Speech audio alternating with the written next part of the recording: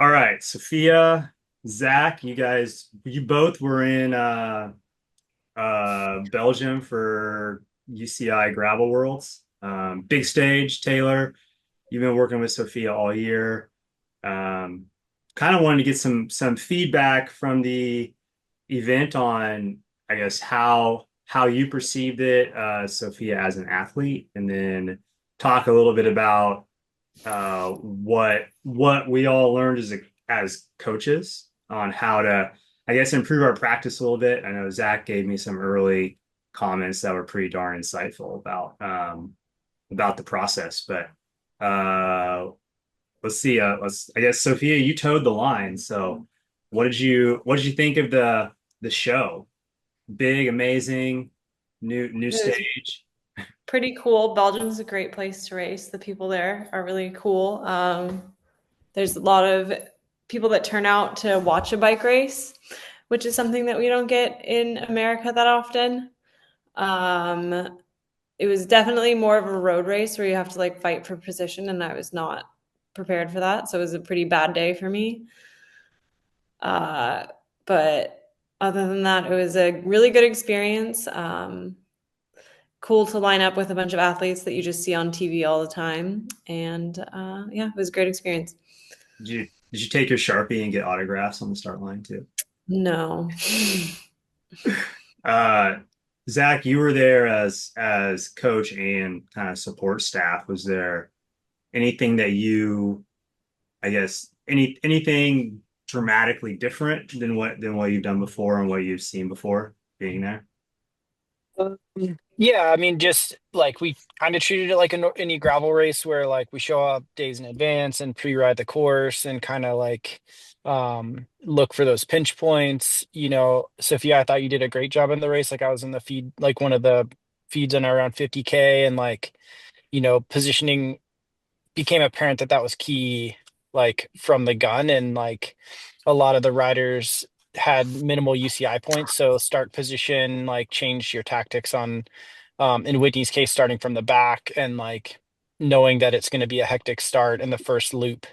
Um, was just going to be crazy and try to move up as quickly as possible. So, yeah, I thought in general, all the US riders did a great job of like, taking the start as seriously as possible and like trying to stay out of trouble, but also like finding creative ways to move up in like such a large field. Um, but yeah, like what Sophia said, it was like a cross race meets road race meets like classic. Like when he was kind of saying it was similar to Omloop or Flush Wallone, where it's like you're on the back foot from the start because you have a lot of these riders where it's home roads or they've raced on them before. Um, and like it's so narrow that you just have like you have to what Whitney was saying is like you have to feel what the field's doing, because it's like when you feel that hectic energy, it's because people in the know on the course are like they know that there's going to be a pinch point coming up and everyone's kind of sprinting for position into pinch points, which happen every like 5K on average. So yeah, the course is rad, and it's like people live for bikes there and people live on the course, and it was just like a full UCI level of course promotion as far as like the roads being closed, plenty of safety in motos, and like people making sure the course is safe, and but then also like you're racing by people that are watching from their balconies and stuff, and it was really rad to see. Nice. I guess the videos that I saw were just utter chaos. Like people hopping up on the grass, weaving around like a fire hydrant to move up like three spots, and it really did feel like road race meets mountain bike meets just pure anarchy. Which I always thought that just takes a different mindset. And is that something? Obviously, the YouTube videos are edited to make it just feel like the whole race is like that. Whether that's true or not, kind of is my question. And what kind of like mental adjustments did you have to make as an athlete that you can move forward as a coach and say like be ready for how to prepare for that chaotic effect? Either Zach or maybe Sophia is the best one to answer the chaos questions. Let me, sorry. I think I was pretty happy with the chaos at the beginning. I thought it was like really fun. But I like prepared for those first 10K because it was like narrow and more technical than the rest of the course and everyone would be together. Um, so just familiarizing yourself with that part of the course and like telling yourself like if you have to come to a complete stop, which might happen and it did happen with like one U-turn, that you got to like keep moving forward and be mentally prepared. But like the one element where I struggled was actually like when we sat up later on, like 10 or 15K after that initial crazy 10K. And that's actually where like I lost my race because I just kind of like sat up and I was like, oh, it's not crazy. Like this is weird. This is never happens in a gravel race. And I just kind of like sat at the back and then lost the front because that was like what I was unprepared for. So I guess just staying focused when it's like not crazy is something that I need to work on instead of just like spacing out and being comfortable. Like looking at the group and being like, okay, I always need to move up. I always need to move up, especially when it's like that many people. Cause that's also another thing when we're doing like primarily gravel races all year. I think that most races like top out at 40 people. And this was like somewhere over 150, I think. So um, there's also not chaotic parts of the race that you have to be prepared for. Right. And then Zach, you said Whitney's done some races out in that area. Was she prepared for that kind of chaos? She probably knew something like that was going to happen just from past races. So Yeah, and like her tactic just kind of from starting at the back was like whatever point you can move up, be moving up. So she probably took advantage of like that sit up portion and moved up a ton of people, but it's like, still close to impossible to get to the actual front of the race. So it's like, yeah, you can pass a glob of people if you have the fitness and there's a lull in like that chaos. Um, but it's like, everything is just technical sector after technical sector from what I could see on the course. So it's like we did a lot of prep in just sort of knowing where um those extra technical bits or climbs, or there'd be kind of like, grass field climbs or a cobbled climb that's narrow, and just kind of knowing where the sectors are so that if there's a lull you can take advantage of, but also like trying to be at the front of whatever group you're in for those technical bits. right. And then maybe for all of you, like how much or how much more, or was it all the same as far as like not necessarily course recon, but we'll call it like geeking out over the course and like zooming in and doing street view and like recon that way for stuff that maybe you didn't have a chance to see, or were you able to see the whole course? Like I We know were pretty Taylor much, was back at home, so he wasn't. yeah, we were pretty much able to see the whole course like pretty quickly when you start zooming in on like the course before you get there in like Google Maps or Google Earth. There's just like trees and you're in a park and you don't know what the actual surface is. Um, so like there's only so much you can glean like when you're looking at a US race like Unbound or something, and there's like maybe street view for some bits and you can see what the road surface is. But this was just like a lot more like forested and stuff. So there wasn't a ton. There were some street view sections, and so you knew it was a mix of like roads and cobbles and dirt paths and parks and stuff like that. But um it was clutch to be able to get there early enough to pre-ride Right, I mean the entirety of the course. So, and there were loops, right? So it's like um there was a loop from the start town, and then there were two finish laps for the men and one for the women. So it was like we were staying closer to the finish lap, so it took a few days to ride the whole course, but um it was really nice to be able to see the whole course. Whereas something like Unbound, it's like you're not going to get out to this technical sector that's called the like, Hair Falls Out Death Zone or whatever climb, and then it's 100 miles from town, and you're just not going to get out there. So right. So um Taylor working with Sophia for like I guess for even goal setting at the beginning of the year, um, I guess talk about that process of qualifying. And then I know Zach has some comments about the qualification procedure too. But when did you and Sophia lay that out as a goal? And then I guess talk about how you got there, and then what you learned from next year to make that process easier on yourself as a coach, and maybe easier as an athlete too. Right. Well, I think we made the goal probably in January. Like it was at the beginning of the year when we started working together. That was kind of an underlying goal. But again, the qualification process is it's a little tricky, but Sophia being over in Girona, I think had a good advantage just being able to do more of the UCI Gravel World Series because I think there's only one in the US to qualify. So the opportunities is still a lot more limited to try to get to Gravel Worlds. But yeah, it's hard to also plan for a race that you don't even know if you're going to be able to go to or not. So that's the trickiest part as a coach, I would say, is all right, well, we have to plan a season where you're going to be good enough at these races to qualify for Worlds. Because if you don't qualify, what's the point? But then you also need to be strong enough at Worlds to have a good showing and put a good performance together. And that's a really tricky balance because Worlds is at the end of the year and these races are spread out throughout the year. So I think we took more of an approach where instead of trying to peak for individual events, it was more of just trying to consistently hold form, not necessarily have big peaks and valleys, and just try to keep fitness at a like at 95% essentially, and just hit as many of the gravel UCI World Series races as we could to try to qualify for UCI Gravel Worlds that way. And then once Sophia found out she was at Worlds, it's like, all right, we have like 6 weeks to like wrap things up. Yeah, it was less than 6 weeks, probably what, 3 or 4 weeks. 3. Nice, good size runway.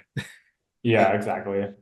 So it's hard to say like how to improve that process. I mean, knowing you're for sure going helps a lot. Right. Sophia's a multidisciplinary athlete as well, so she's racing a road calendar too. So trying to balance gravel with road racing. And another tricky aspect was, yeah, Gravel Worlds looked totally different than a typical gravel race, where it's much more position focused and the course is a lot more punchy with more of a group dynamic. Where a lot of times in these UCI Gravel World Series races, there'd be an initial climb or an initial hard spot on the course, and that would select the lead group, and that would kind of be the race for the day. So a big part of our focus in training was having the firepower to make the lead group over the initial climb. And then Sophia is naturally really good at just being a diesel athlete, where she can ride a high percentage of her threshold for a really long time. So trying to work on her weaknesses of like shorter term power throughout the year, and then work on like kind of tune up her strengths, getting closer to Worlds. Right. So the qualification procedure for you, Sophia, in Europe seemed like it was I'm gonna say a lot more objective. Like I always like the objective, like winning in kind of scenarios. Like you have to be if you place well enough, you qualify, right? Meanwhile, back in America, I know Zach and Whitney are navigating a different landscape where you only have one like objectively like objective qualification event. Otherwise, um, there's a procedure. And I guess Zach, do you want to give us your 2 cents on how to improve that, or Yeah, I mean Taylor and Sophia definitely did it right. Um, but I do think that USAC could sort of publish a little bit more objective criteria, if not just for the wild card scenario. So there are two qualifiers if you consider the UCI Gravel World Series event, but we were kind of, I have an email from USAC, person involved in selection that like it's the USAC World Series events aren't elite qualifiers necessarily.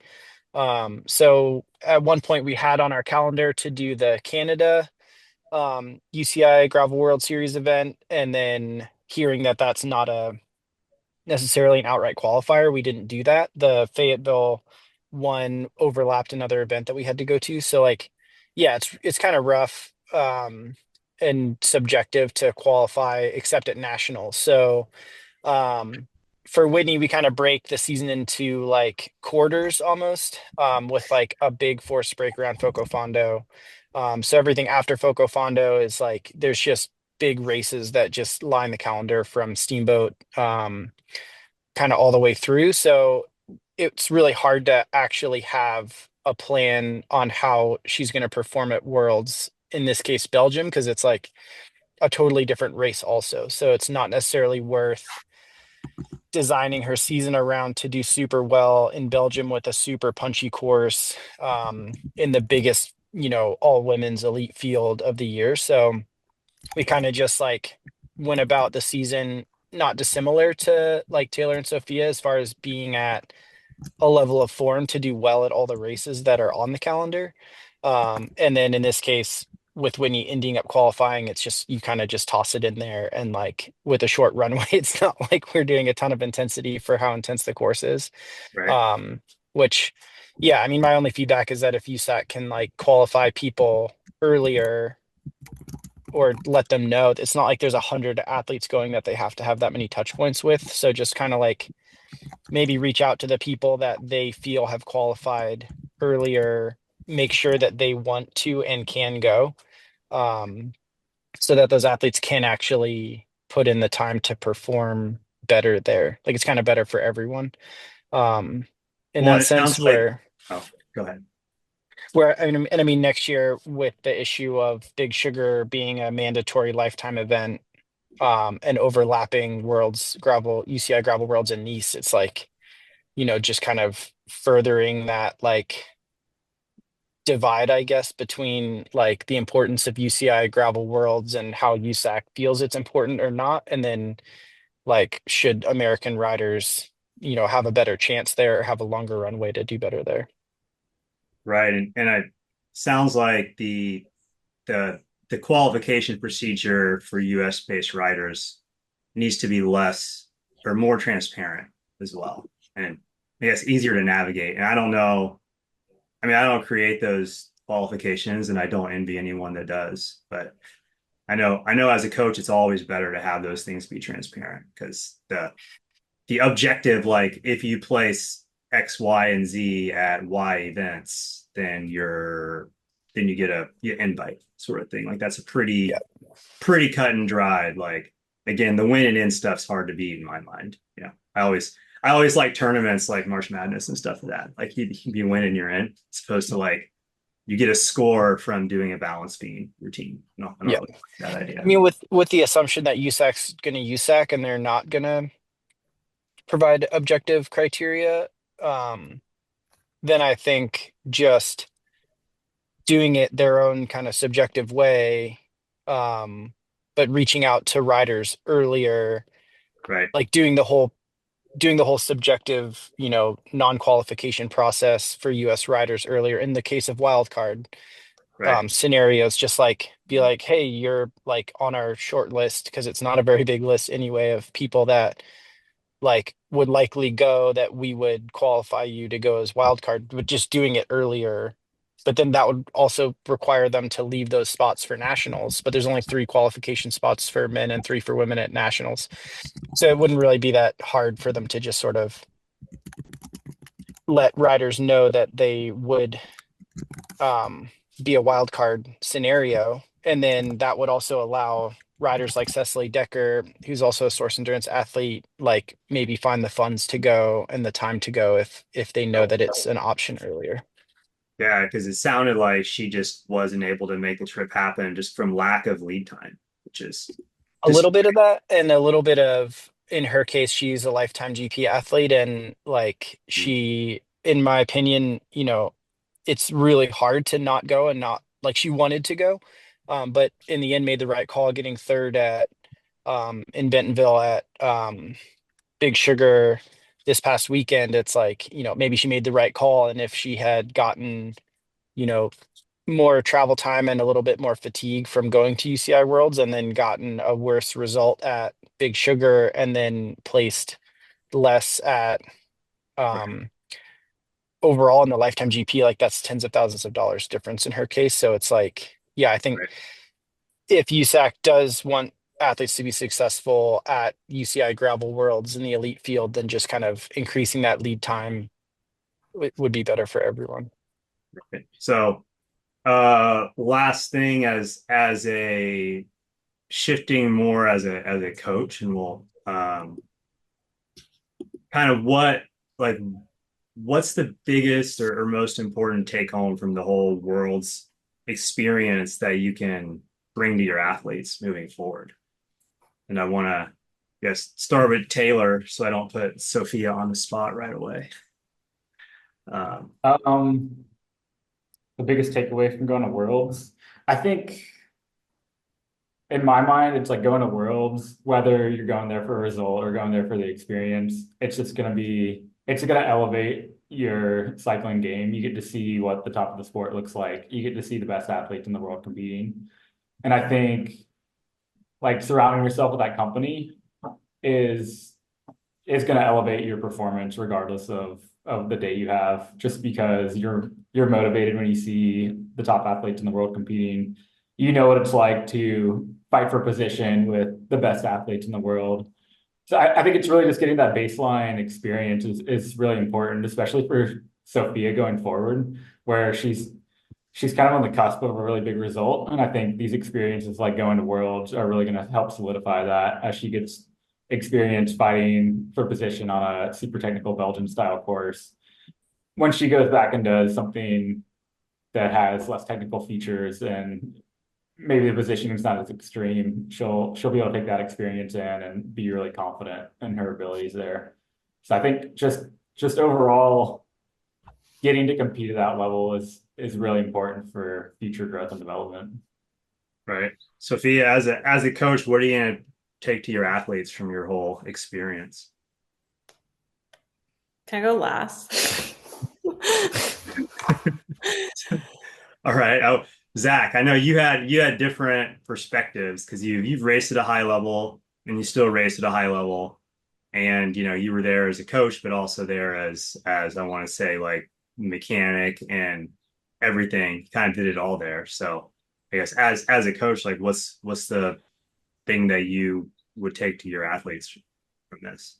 Yeah, I think it's a great experience no matter where it is, Belgium or Nice next year, and it's definitely worth putting on your calendar and sort of diving into that qualification process and putting a little bit of pressure on USAC to get your name out there early and sort of, say that you're going to put the time in and you really want to go. In the case of like American gravel racers that sort of like waffle on like its value necessarily. I would say it's super valuable to go from a racing perspective, experience. Everything's great about it. So I hope that um we can get more American riders there that are like taking it seriously as a UCI Worlds level event. And like in doing a lot of the content and like bike checks for, Lauren and John Borselman and other people that were there, it's like it is valuable and the amount of fandom, in Belgium or France or wherever is, 10 times what it is in the US. So it's definitely super valuable to go. And I think just having the plan and doing it right as Taylor and Sophia did of sort of like having it on the calendar, figuring out how you're going to qualify or just who you have to talk to qualify, and putting it in a season plan is the best way to go about it. Right. All right, Sophia, what do you got? Ah, oh, thanks. I'd say that, I mean, I'd say I didn't learn any, well, no, okay, you can erase all of this. Good. I'd say like I'd probably learned a lot from the whole experience rather than just the race in itself. Um, just from the people I was racing at each race and kind of what the approach to racing is like here, because it was my first season of going and doing gravel by myself and figuring like navigating that.